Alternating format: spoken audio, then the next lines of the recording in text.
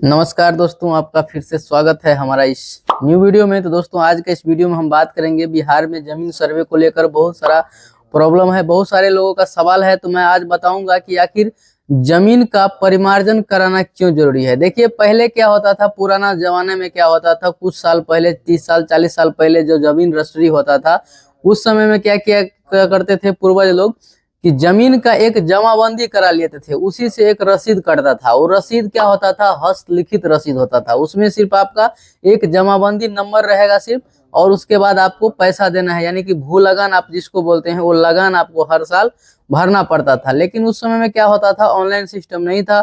उसमें क्या किया जाता था कि आपको रसीद काट के हाथ से दे दिया जाता था। तो हुआ क्या, अब जो आप ऑनलाइन में देख रहे हैं, तो आपका जमीन क्या होता है, आप जब जमाबंदी नंबर से आप सर्च करेंगे तो आपका पूरा जिसके नाम से जमीन है वो डिटेल आ जाएगा। इसके बाद आपका न खाता दिखेगा न खेसरा दिखेगा। तो क्या है ये प्रोसेस, क्यों ये सब प्रॉब्लम आ रहा है, तो आज का इस वीडियो में मैं पूरा डिटेल में बताऊंगा। अगर आप हमारे चैनल पे फर्स्ट टाइम वीडियो देख रहे हैं तो चैनल को लाइक कमेंट और सब्सक्राइब कर लीजिएगा, दोस्तों को भी शेयर कर दीजिएगा, ताकि इस तरह का इंफॉर्मेटिव वीडियो आपको हमेशा देखने को मिलता रहेगा। तो आइए वीडियो स्टार्ट करते हैं। देखिए, परिमार्जन क्या है, परिमार्जन प्लस क्या है। तो देखिए, उसमें क्या है, पुराना जमाना में जो जमीन का रजिस्ट्री होता था, इसके बाद क्या होता था, दाखिल खारिज होता था। दाखिल खारिज में क्या हुआ कि दाखिल खारिज तो करा लिया आदमी लोग, बहुत सारे जमीन का दाखिल खारिज अभी भी नहीं हुआ है, बहुत सारे लोग करा भी लिए थे। बहुत सारे लोग का जमीन अभी भी आपको सर्च करने पे पूरा डिटेल में दिखता है। लेकिन बहुत सारे लोगों का ऐसा भी प्रॉब्लम है, अगर आप जमाबंदी नंबर डालेंगे तो आपका सिर्फ जमाबंदी नंबर दिखेगा, नाम दिखेगा रैयत का, और उसका एड्रेस दिखेगा कि आखिर कौन सा मौजा में जमीन है, और बाकी खाता नंबर, खेसरा नंबर, प्लॉट नंबर, ये सब आपको कुछ भी देखने को नहीं मिलता है। तो इसके लिए आपको क्या करना होगा, सबसे पहले आपको अपने जमीन का परिमार्जन कराना होगा। परिमार्जन कैसे होता है, तो आपको जाना है भूमि सुधार विभाग का पोर्टल पे वहां पे जाना है। वहां पे जाने के बाद आपको क्या करना है, अपने जमीन का जितना भी आपका जमीन है, जितना भी केवाला है, सभी का क्या करना है, पूरा डिटेल आपको स्कैन करके अपलोड कर देना है। अपलोड कैसे होगा, आपको अगर मालूम नहीं है तो आप अपने नजदीकी साइबर कैफे में जाके करवा सकते हैं, नहीं तो आप अपने मोबाइल फोन से, अगर आपके पास लैपटॉप है, डेस्कटॉप है, कंप्यूटर है, तो आप अपने खुद से भी कर सकते हैं। उसके लिए आपको बिहार भूमि सुधार विभाग के पोर्टल पे जाना होगा। वहां से आपको क्या हो जाएगा, ऑनलाइन का ऑप्शन है, वहां से आप ऑनलाइन कर सकते हैं। तो ऑनलाइन कैसे करना है वो भी हम बताएंगे आपको नेक्स्ट वीडियो में। इस वीडियो में हम आपको बताएंगे कि आखिर कैसे परिमार्जन होगा, क्या है उसका प्रोसेस, उसको आप पहले समझिए कि आखिर परिमार्जन होता क्या है। परिमार्जन में वही होगा कि आपका जमीन अगर नेट पे नहीं है, ऑनलाइन नहीं चढ़ा हुआ है, आपका खाता खेसरा नहीं दिख रहा है, अगर आपका सिर्फ जमाबंदी है, तो आपको ऑनलाइन कर लेना चाहिए।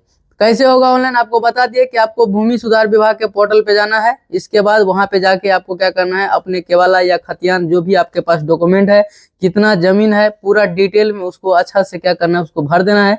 भरने के बाद उसको सबमिट कर देना है। सबमिट करने के बाद जो आपके पास स्लिप आएगा, उस स्लिप को आपको क्या करना है, अपने अंचल कार्यालय में कर्मचारी के पास देना है। देने के बाद क्या होगा, वो कर्मचारी लोग उसको देखेंगे, वेरीफाइड करेंगे आपका जमीन बराबर है या नहीं है। इसके बाद क्या हो गया, आपका वेरीफाइड करके सबमिट कर दिया जाएगा। अगर वो अपलोड नहीं हुआ है सही तरीके से, अगर भी कुछ भी प्रॉब्लम है, तो क्या होगा, आपका जमीन का जो परिमार्जन है वो रिजेक्ट हो जाएगा। रिजेक्ट होने के बाद क्या होगा, आपको फिर से एक ऑप्शन दिया जाएगा। आप अगर मोबाइल से लॉगिन किए थे तो आपको मोबाइल से फिर दोबारा लॉगिन करना है। अगर उसमें नाम में कुछ करेक्शन है, कहीं पे आप अगर जमीन का ज्यादा डाल दिए हैं आप डेसिमल, तो उसको सही करने के लिए आपको ऑप्शन दिया जाता है, वहां से आपको फिर से सही कर लेना है। अगर आप नहीं करते हैं तो 30 दिन के बाद क्या होगा, आपका जो एप्लीकेशन है वो रिजेक्ट कर दिया जाएगा, यानी कि अमान्य हो जाएगा, अमान्य घोषित कर दिया जाएगा, यानी कि अंचल कार्यालय से। तो क्या होगा, इसके बाद फिर से आपको ऑप्शन मिलता है कि आप उस जमीन का फिर से आप परिमार्जन करा सकते हैं। आप फिर से उसको ऑनलाइन कीजिए, जो सही सही है वो डिटेल पूरा भरिए, इसके बाद सबमिट कीजिए। फिर से आप वो जीरोक्स कॉपी लेकर के आपको क्या करना है, अपने अंचल कार्यालय के जो भी कर्मचारी आपके मौजा का काम देखता है उसको दिखाना है। उसके बाद वहां से फिर चेकिंग करके वेरीफाई हो जाएगा।